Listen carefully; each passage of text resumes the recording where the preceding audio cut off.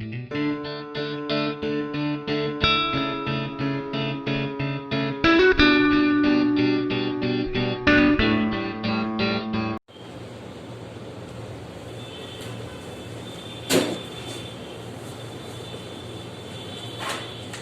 Students, Saraswati group of education તરફથી ઇંગ્લિશના video લેક્ચરમાં આપણે ગ્રામરના ડેમો લેક્ચર જોઈ રહ્યા છીએ, જેમાં આની પહેલાંના વિડીયો લેક્ચરમાં આપણે કરેક્શનનો પહેલો ભાગ જોયો. તો કરેક્શન એટલે શું? કરેક્શન એટલે સુધારવું.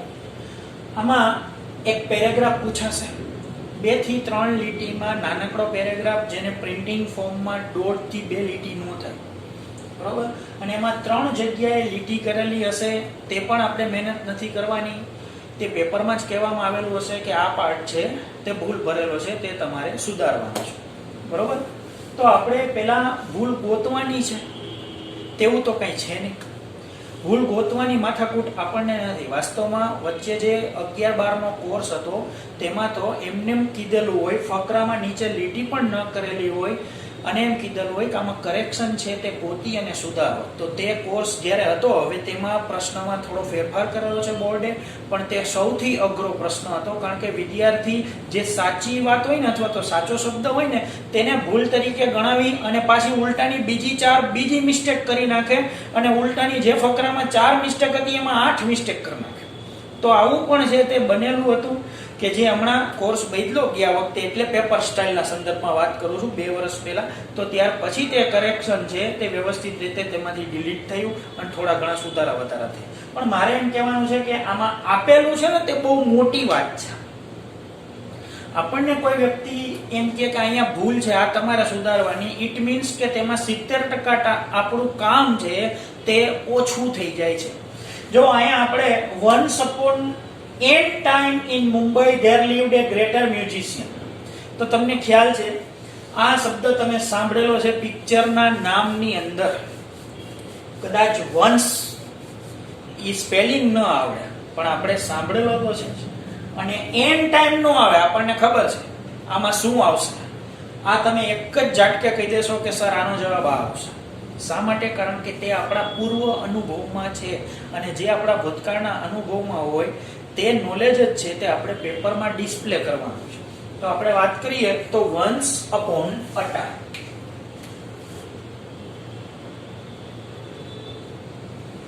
ONCE, upon પછી a આવશે, કારણ કે n ટાઈમ ને a ટાઈમ.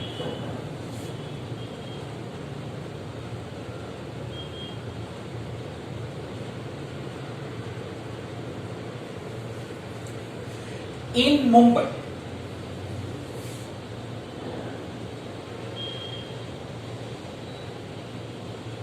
હવે આપણે પહેલા ભૂલ કનેક્ટ કરીએ જેથી કરીને સુધારેલું વાક્ય લખી શકાય. ગ્રેટર મ્યુઝિશિયન, અ ગ્રેટર. તો ગ્રેટર છે તે શબ્દ કયો છે? તે ડિગ્રીનો શબ્દ છે. કઈ ડિગ્રી? કમ્પેરેટિવ ડિગ્રીનો શબ્દ છે. કમ્પેરેટિવ ડિગ્રીનો એક નિયમ છે કે જ્યારે સરખામણી નથી તો તમે ડિગ્રી છે તે મૂકી શકાતી નથી, કારણ કે ગ્રેટર પછી ધેન આવે, બરોબર. ગ્રેટર ધેન એની અધર મ્યુઝિશિયન. આપણે માત્ર ક્લેવર સ્ટુડન્ટ એમ કહી શકીએ. ક્લેવરર સ્ટુડન્ટ જો આપણે કહી તો આપણે તેની સરખામણી દર્શાવવી પડે. એટલે સરખામણી છે ને, એટલા માટે તે પોઝિટિવ ડિગ્રીનો શબ્દ આવે, એટલે કે ગ્રેટ. તો આપણે લખવાનું there lived a great musician. ત્યાં એક મહાન સંગીતકાર રહેતો.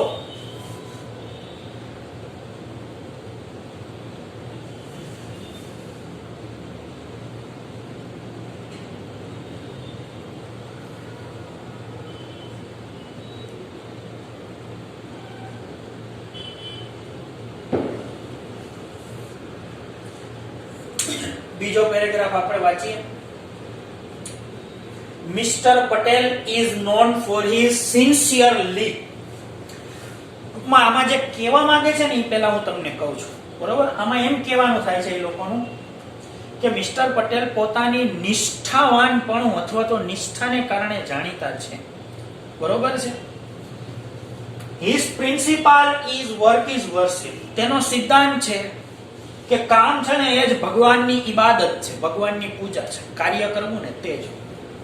He does everything accurate. તે પ્રત્યેક કામ ચોકસાઈ પૂર્વક કરે છે. આમ આ ફક્રનું કહેવાનું થાય છે. હવે કહેવાનું થાય છે એ પ્રમાણેમાં શબ્દ વાપરેલા છે કે નહીં તે જોવાનું છે. તો લીટી કરેલી છે એટલા શબ્દ યોગ્ય રીતે નથી વાપરેલા. આપણે જોઈએ છીએ નિષ્ઠાપૂર્વક, બરોબર. અહીંયા સોરી, તે જાણીતા છે શેના માટે? પોતાની નિષ્ઠા માટે. તો અહીંયા શબ્દ આપેલો છે નિષ્ઠાપૂર્વક.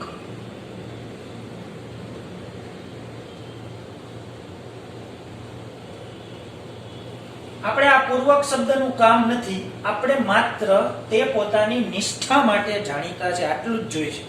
તો એનો મતલબ તે થયો ગ્રામરની ભાષામાં કે એડવર્બના બદલે આપણી પાસે નાઉન માંગેલું છે. તો નાઉન છે તે થશે સિન્સિયરિટી, બરોબર. તો અહીંયા આવશે સિન્સિયરિટી. ત્યાર પછી આપણે જોઈએ કે પ્રિન્સિપાલ એટલે આ તો આચાર્ય થયા, સ્કૂલના પ્રિન્સિપાલ. જ્યારે આપણે જે સ્પેલિંગ જોઈ છે તે સ્પેલિંગ છે સિદ્ધાંત. તો સિદ્ધાંતમાં PAL નો આવે, PLE આવે, બરોબર. આપણે પહેલા બે વાક્યો લખી પછી આના વિશે આપણે વિચારીએ, જેથી કરીને શું છે કે એક સાથે સમજવામાં જથ્થો ન થઈ જાય. તો mister Patel is non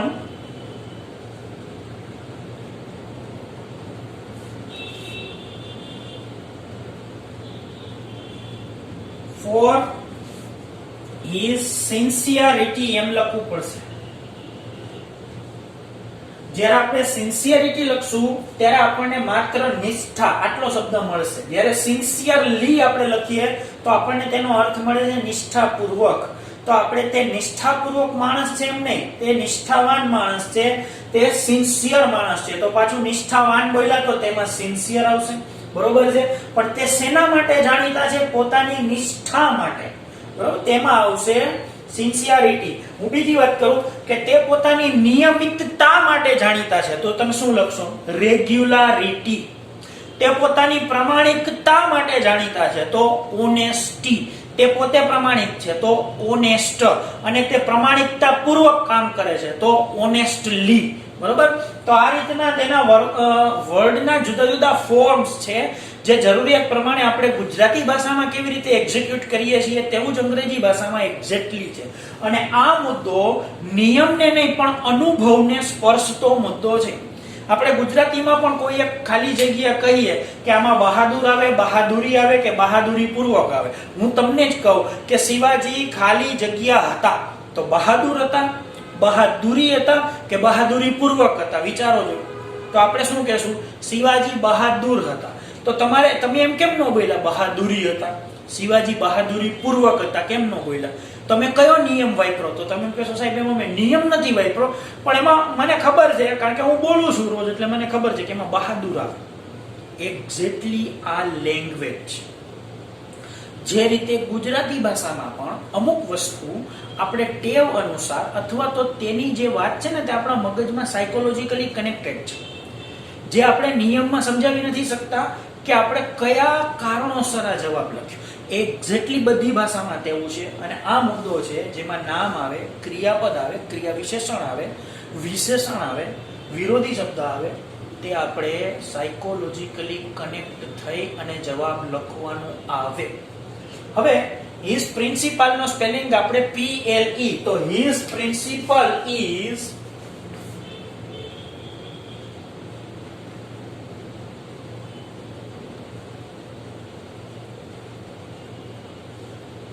work is worship.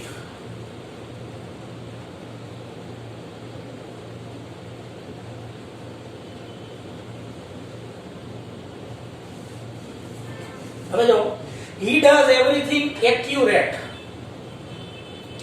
accurate નું ગુજરાતી થાય ચોક્કસ. તે બધી વાત કેવી રીતે કરે છે? ચોકસાઈ પૂર્વક. તો અહીંયા શું ગુજરાતી મળે છે? ચોક્કસ. વાસ્તવમાં અહીંયા ડઝ છે તેના વખાણ છે, અને ક્રિયાપદના વખાણ હોય ને તે એડવર્બ આવે. આ એક્ઝેક્ટલી એડજેક્ટિવ છે, બરોબર છે. અહીંયા આપણે જોશે ly એટલે કે એક્યુરેટલી. તે પ્રત્યેક કામ ચોકસાઈથી કરે છે એટલે કે એક્યુરેટલી એવો અર્થ આપણે અહીંયા જોશે. તો અહીંયા અમારે એક્યુરેટલી લખવું પડશે, ત્યારે જ એમ થશે ચોકસાઈ પૂર્વક.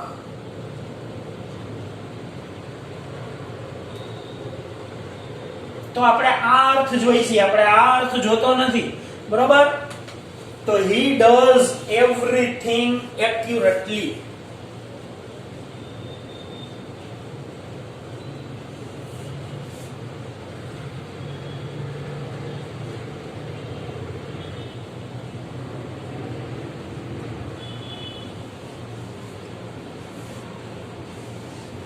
જો પછીના પેરેગ્રાફમાં આપણે જોઈએ children likes to play from toys. હવે આ શું કહેવા માંગે છે એ પહેલા જો શબ્દમાં ભૂલ છે એ તો નીચે લીટી કરેલી છે. પહેલા શું કહે છે? બાળકોને રમકડાથી રમવું ગમે છે. હવે થી માં અહીંયા ફ્રોમ લીધું છે. આપણે કઈ કુંજામાંથી પાણી, ફ્રોમ. બહારથી, ફ્રોમ આઉટસાઇડ, બરાબર? બગીચામાંથી, ફ્રોમ ધ ગાર્ડન. પ્રાણી સંગ્રહ, ફ્રોમ ઝૂ. ફ્રોમ એટલે થી એમ કીધું છે. મારા પપ્પા ઓફિસે થી આવ્યા, ફ્રોમ ધ ઓફિસ. તો ફ્રોમ અર્થ લીધો છે થી. અહીંયા શું કીધું છે? રમકડા થી રમવું ગમે એટલે એને ફ્રોમ લીધું. સાંભળજો, હવે શું પ્રશ્ન છે એ આપણે જોશું, શું પ્રોબ્લેમ છે એ પણ ચર્ચા કરશું. પહેલા શું કહેવા માંગ્યા છે એ જોઈએ. બાળકોને રમકડાથી રમવું ગમે છે. લોકો તેઓને પોતાના જન્મ એટલે કે બાળકોના જન્મદિવસ ઉપર, ધેર એટલે તેઓનો પોતાનો બર્થડે ઉપર રમકડાઓ ભેટમાં આપે છે. હવે તકલીફ શું છે એ આપણે જોઈએ. તો લાઇક્સ નીચે લીટી છે તો તે ત્રીજો પુરુષ બહુવચન, એમાં એસ લગાડેલું છે, એસ નો આવે. I like, V like, you like, you like, he she it likes અને ધે લાઈક. તો ચિલ્ડ્રન લાઈક ટુ પ્લે. અને જ્યારે તમે કરણ વિભક્તિ એટલે કે કોઈ પણ સાધન વડે વાત થતી હોય, થી વાત થતી હોય, છરી થી સુધારેલું છે, રમકડા થી રમે છે, માધ્યમ હોય, ત્યારે એમાં અહીંયા વિથ આવશે, વિથ. બરોબર છે? આપણે એમ કહીએ કે મેં છરી થી શાક સુધારેલું, તો એમાં આવશે વિથ, વિથ અ નાઇફ. તો અહીંયા માધ્યમ છે, રમકડાના માધ્યમ દ્વારા, ઇટ મીન્સ અહીંયા વિથ. તો children like to play with toys.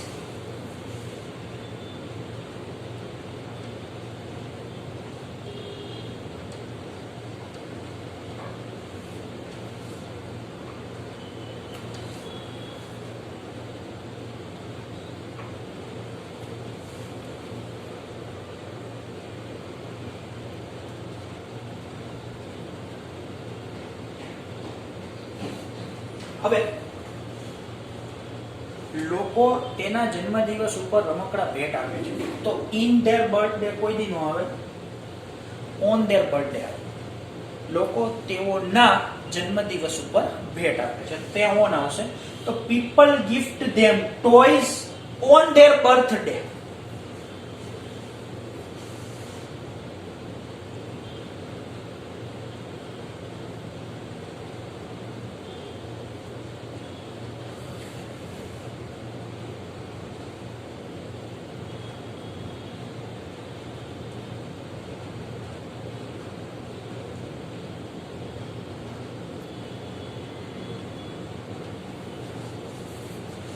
જો પછી આપણે જોઈએ યાસિર ટુક મેડિસિન ડેઈલી. પેલા શું કહેવા માંગે છે આપણે જોઈએ, પછી ભૂલ તો નીચે લીટી છે એ સુધારશું. યાસિર દરરોજ દવા લે છે. સો હી વોઝ ક્યોર્ડ વેરી સૂન. તેથી તે બહુ જલ્દી સાજો થઈ ગયો. હવે દવા અત્યારે લે છે, સાજો ભૂતકાળમાં થઈ ગયો. He does not takes heavy milk. તે ક્યારેય ભારે ખોરાક ખાતો નથી. હવે ટુક મેડિસિન ડેઈલી, ડેઈલી એટલે સાદો વર્તમાનકાળ છે, તો અહીંયા સાદા વર્તમાનકાળનું રૂપ નથી. સાદા વર્તમાનકાળનું રૂપ શું થાય? મૂળ રૂપ અથવા તો એસ કે ઈએસ વાળું રૂપ. I take, we take, you take, you take, he she it takes, they take. તો આપણે અહીંયા લખવાનું છે આન્સર યાસિર ટેક્સ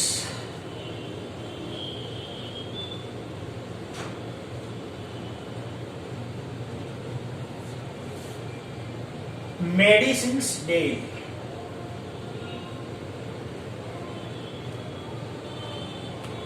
હવે તમે અત્યારે દવા લ્યો છો, ઇટ મીન્સ કે તમે અત્યારે માંદા છો.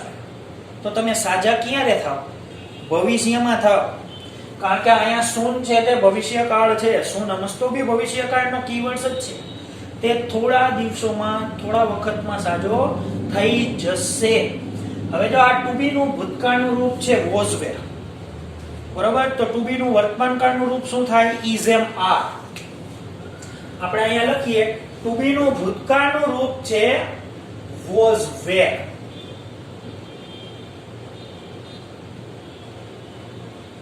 તો ટુ બી નું વર્તમાનકાળનું રૂપ શું થાય? Is am R.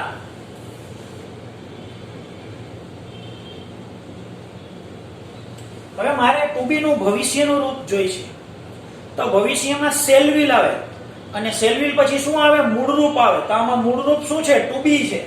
તો ઈ શેલ બી અથવા તો વિલ બી, આ એના ભવિષ્યના રૂપો થાય.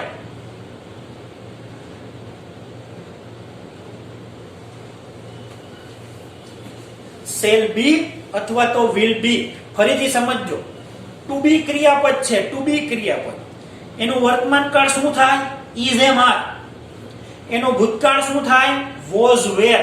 તો ભવિષ્યકાળ શું થાય? ભવિષ્યમાં શેલ વિલ આવે ને મૂળ રૂપ આવે. તો મૂળ રૂપ જ મૂકવું પડે ને, બી. તો શેલ વિલ તો મૂકવું જ પડે અને બી મૂકવું પડે. આ વોઝ નું મૂળ રૂપ શું છે? બી છે, બી. તો આપણે એમ લખવાનું છે કે સો હી વિલ બી.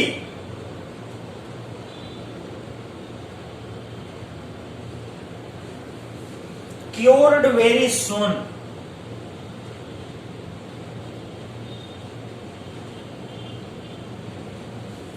અને અહીંયા ડઝ આપેલું છે છતાં પણ અહીંયા ટેકમાં એસ લગાડેલો છે. તમને એક જ ઝાટકે ખબર પડી જાય કે અહીંયા આ રીતે મિસ્ટેક છે, બરોબર. એવી રીતની નોર્મલ ને કોમન મિસ્ટેક જ હોય છે.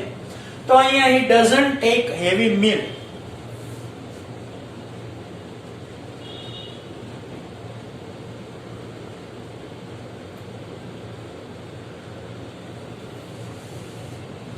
આખાઈને મેં એક જ ગણી લીધું છે, બરોબર. વાસ્તવમાં ખાલી ટેક નીચે લીટી કરું તો ચાલે, પણ ડઝ છે એટલે અહીંથી એસ ગયો છે. ઈ તમને સમજાવવા માટે મેં લીધું. અહીંયા ડઝ છે એટલે અહીંયા એસ નો આવે. તો does not take a heavy mill.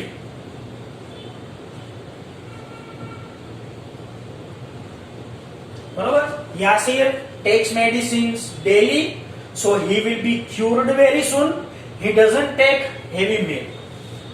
હવે પાંચમું છે parents should take care to their children. They should make sure that children attend the school regular and take healthy feed at home.